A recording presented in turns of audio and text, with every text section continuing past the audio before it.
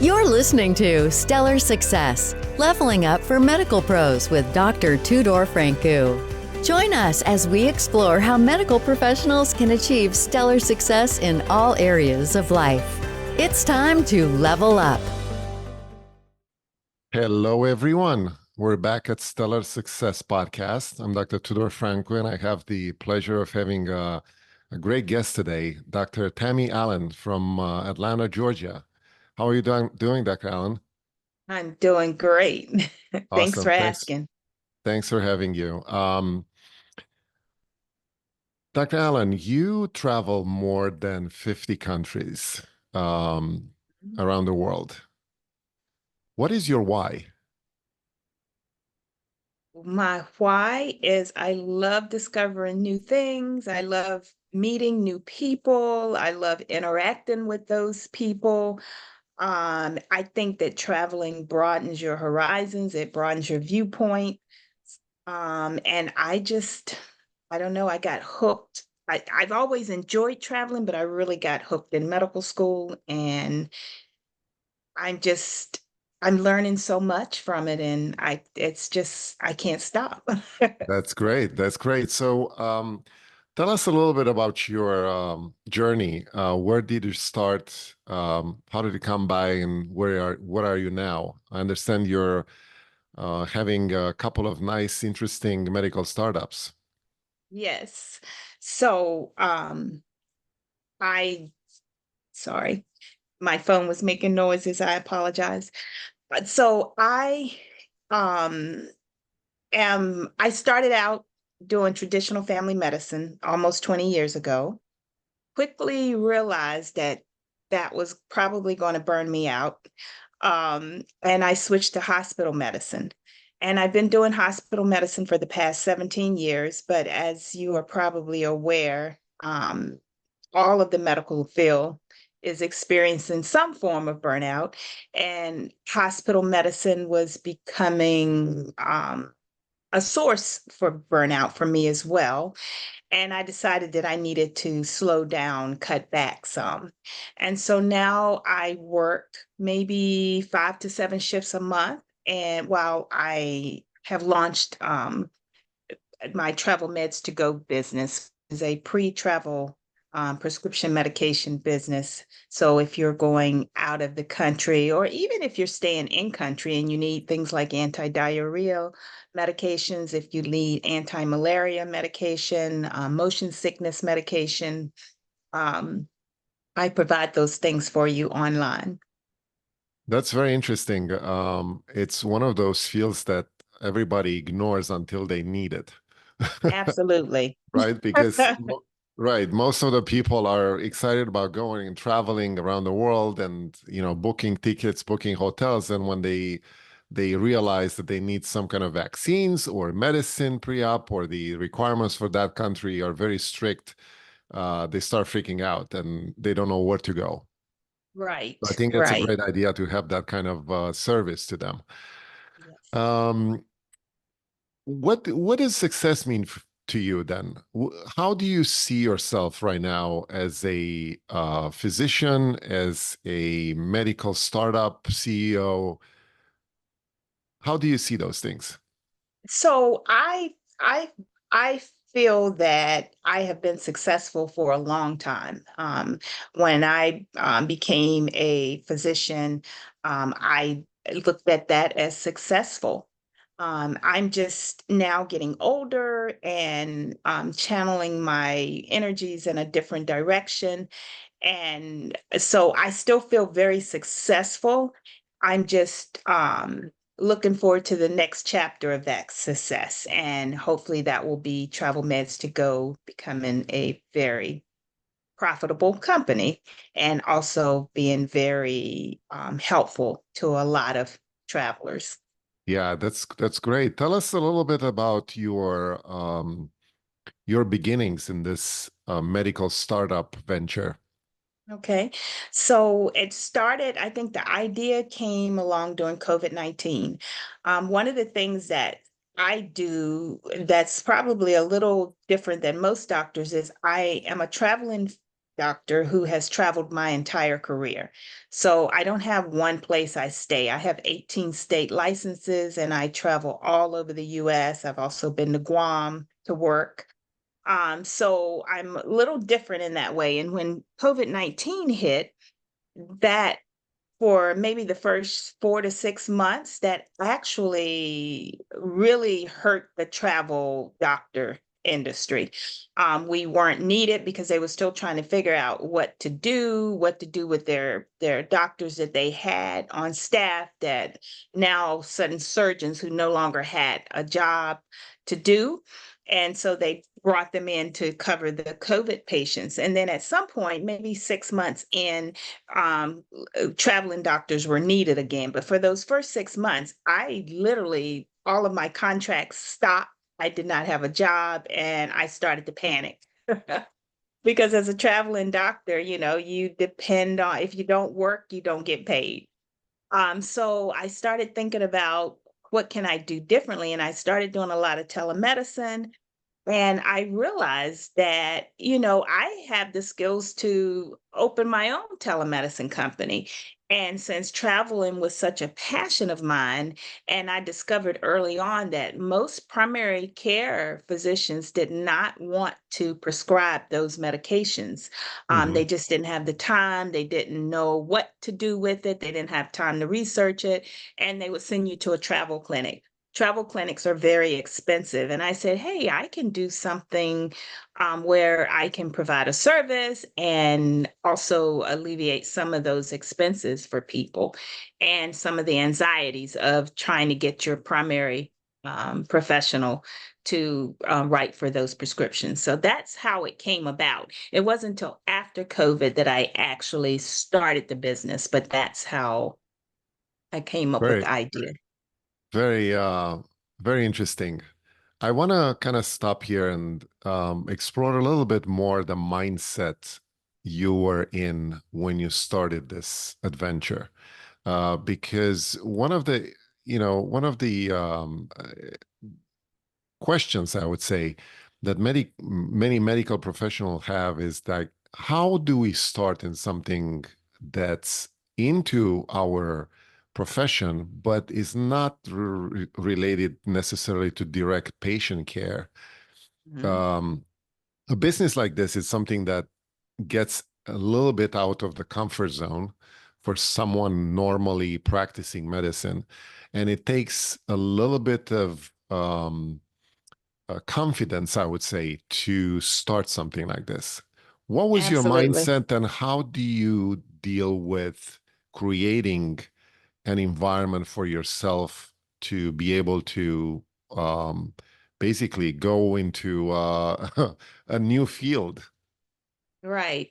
And it has been, it's like learning a new skill, basically, because, in medical school, they didn't teach us back when I was training anything about the business aspect of medicine. And that's something that you had to learn on your own. And because I did not have my own practice, I still didn't know a lot about the business aspect. I knew about handling my locum tenens contracts, but I really didn't know a lot about business. And before I started, I actually did a lot of research, and I thought, hey, I've got this thing. I can do this.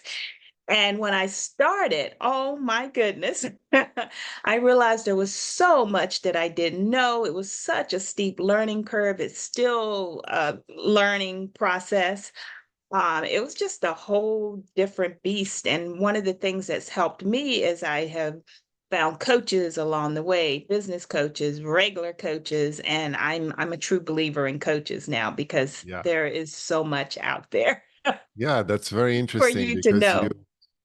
you basically condense the wisdom of someone who did it before you in many, many years, maybe, Mhm. into months or weeks. And I Right. think it's much worth the price that you pay for a coach for something like this to get off a good start. Um, Tell me, it's mind-boggling for a lot of people how someone who has a practice history and experience with patient care, start something that it's off the ground. You don't know what's going to happen with it. It might work, it might not work. um, I don't know if you make a lot of money with this, but I'm curious to see your perspective and what your expectations were and what your goals are right now. Mhm. So when I started, I really thought that, I was going to be making tens of $1,000s a month just starting out. That was very unrealistic. I know now. But one of the companies that I partnered with initially to provide my telemedicine platform, they had me believing that I could do all of this. But, not having the marketing experience, I soon realized that that was not going to happen. And so I'm a year and a half in, made a lot of mistakes, just got marketing off about 6 months ago. So it's a slow process. So the goal is to be able to hire other physicians at some point to assist me with this. Mhm. Right now, when you call Travel Meds to go, I'm the doctor that you're getting, but at some point, I'd like to have other physicians and just be, a resource, even maybe take this globally if I can. But right now, I'm just looking to be that person who provides good services to my patients. That's great. That's great. I like your goals. You have to dream big. Yes. You know, there's a great book out there, and I'm sure you know about it, The Atomic Habits. And James Clear says in it that you don't have necessarily to rise to the level of your goals, but you need to fall at the level of your habits. What are some of the habits and skills and routines that you have daily to basically bring you to this level where you are? Well, a big thing right now is yoga. Um, I've been experimenting with meditation. I haven't gotten very good at that yet, but I keep reading all successful people meditate to some extent. So I'm working on that. But yoga has been very helpful. Exercising daily. Initially that was difficult for me because I really thought that I needed to be doing some work. And that now I have come to realize that, the exercise is is so important. And if you don't have that in there, then you're setting yourself up for failure from a health standpoint.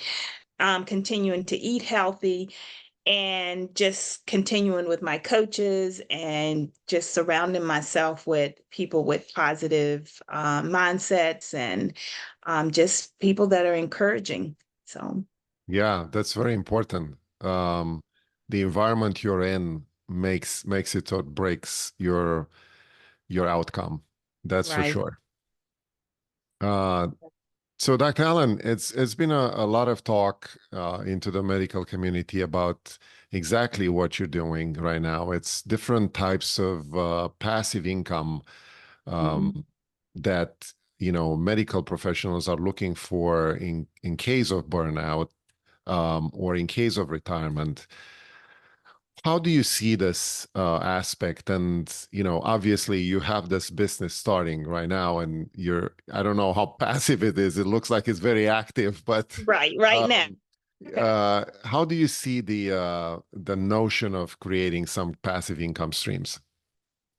So that is definitely something that I was looking to happen at some point in my journey. When I started this, I am in my late 50s and looking forward to retirement and traveling even more. So right now it is very active, but I'm really enjoying it. I love what I do. It's frustrating at times, but right now I'm okay with the active part, but it will be nice to see this evolve into something that will be more passive for me once I'm able to hire other physicians to do what I'm doing now. Awesome. Awesome.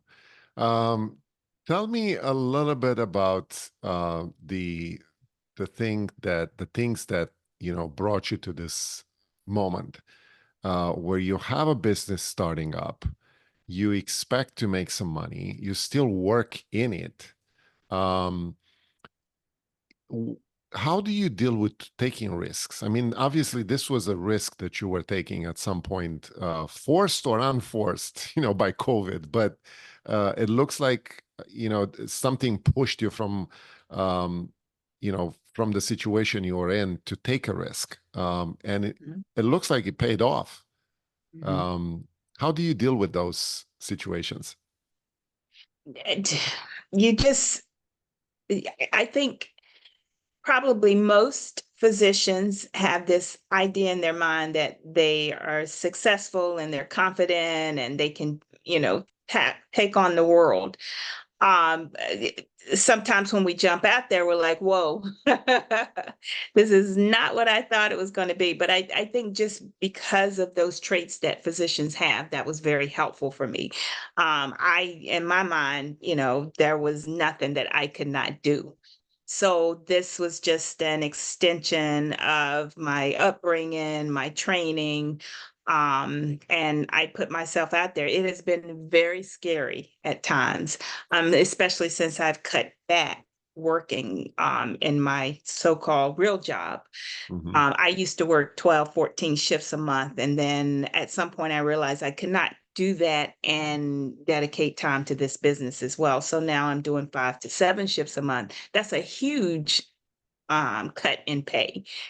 But it's just been so worth it to me to have something that I can call my own and to feel like I'm contributing to society in some way. That's great. That's awesome.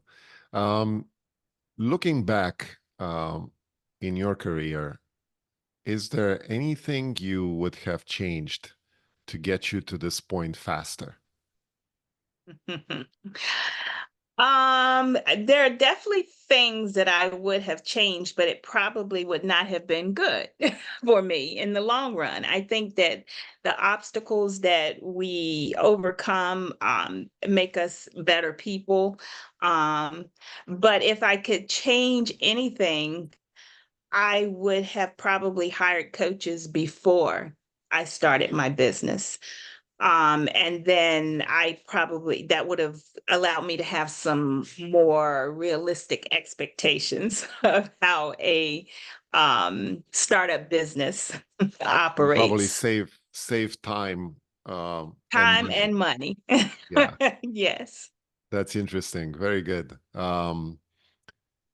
You know, some people would ask, you know, for someone who started a business like this in medical field is, would you have someone who can just care of the patients and have somebody who takes care of the business itself, or um, can you do it all? What would you answer to that? Say the question again. I apologize. I Would missed you the beginning of it, I think. just be somebody who takes care of the patients in your business, or be someone who takes care of the business itself, making money and trying to be profitable? Do you think someone like you know, being the CEO of your own company, can do it all? I think you can do a lot of it, but I think that's going to set you up for burnout. One of the reasons so many doctors are leaving medicine is because of the burnout. But I think when you own your own company, it's a different feeling because it's yours and you set the rules. And but I think that if you're doing what I'm doing, in the beginning, yeah, that's great. But I think at some point you're going to have to step back from it some and decide, okay, do I want to just run this business or do I want to take care of patients or maybe even part-time both, but I don't think it's a good idea to do full-time all of it for an extended period of time, for years on end. I see. Interesting. Well, it's been a lot of talk about lately, about AI coming into our lives more and more. And I think medicine is one of those fields that can perfectly fit into the AI algorithm. How do you see AI being a competitor to your model, I would say, the telemedicine model, which can be very easily replicated in a computer-based interview or consultation? And so I don't see it as a competitor. I actually embrace AI. I love it. And it has made my life so much better. I don't see it as a competitor because I truly believe that while AI can do a lot of things, AI cannot be a doctor. And I think there are nuances involved in that AI just cannot replicate at this point. And I don't know if it's going to happen anytime within the next 10, 15, 20 years, maybe. But I don't see AI taking over my business. I Mhm. see AI complementing my business as it is doing now. I see. Are you planning to use AI into your business to help I out? would love to use AI. So right now, so I've spent a lot of money on different platforms and had, various levels of success with those platforms. So I am in the process of creating my own platform, where it does exactly what I wanted to do, and that's one of the things I would really like to have AI integrated. I don't know if that's going to happen with the first iteration of the platform, but at some point, I would love to have AI in there to, just basically start the conversation. Because right now, I have an interactive online interview, and it would be great if AI could take over that part of it, but still, I'm behind the scenes making sure that the questions are asked appropriately, we have appropriate responses and so forth. But I would love to have that integrated into my business in some way. That's awesome. That's a great plan. For someone who wants to step in your footsteps, what advice would you give them right now? I would tell them to set themselves up with a business coach. Definitely do all of the research that you can, all of the reading, the investigating. You're going to learn so much. And then once you get in, you're going to find out there's still so much that you don't know. So get that business coach, start the research, and just, I think that in the beginning, you probably need to reach for the skies and dream that everything is possible, but kind of keep those expectations in the background a little bit lower. Because the reality is things don't always work out the way we want them to work out from a business standpoint, but that doesn't mean that your business can't be successful. It's just that your idea of how something should go may not be the way it actually happens. And never And so quit. keep an open mind. That's awesome. Be Yeah, flexible. that's great. Dr. Allen, it was great having you on the show, and I think this is something that it's a little special for medical professionals. Exactly what you're doing, the business you're in and you created, and I wish more people would do this because I think medicine is gonna, evolve to a point that it's not necessarily a human interaction Mhm, physically like it is right mhm. now, Right, and it can be done from everywhere and anywhere, with everybody. right. So I think that's a great goal, and I think I wish you obviously a lot of success and good luck in what you're doing, and hopefully more people can learn from you. How can anybody can get in touch with you if they need So advice? the yes, site, travelmeds2go.com. So that's travel meds with the number two. You can get there with the two TO, but the official is travelmeds2 with the number two go.com. I have the contact information there. So the easiest way to contact me right now is via email because I'm on that. I'm always checking my inquiry at travelmeds2go.com email. Perfect. There's a That's phone great. number, but that goes to a voicemail. And so email is much better right now. Excellent. That's great. Thank you for being on the show, and good luck. And hopefully, everybody's gonna have something to learn from this. Yes, thank you so much for having me.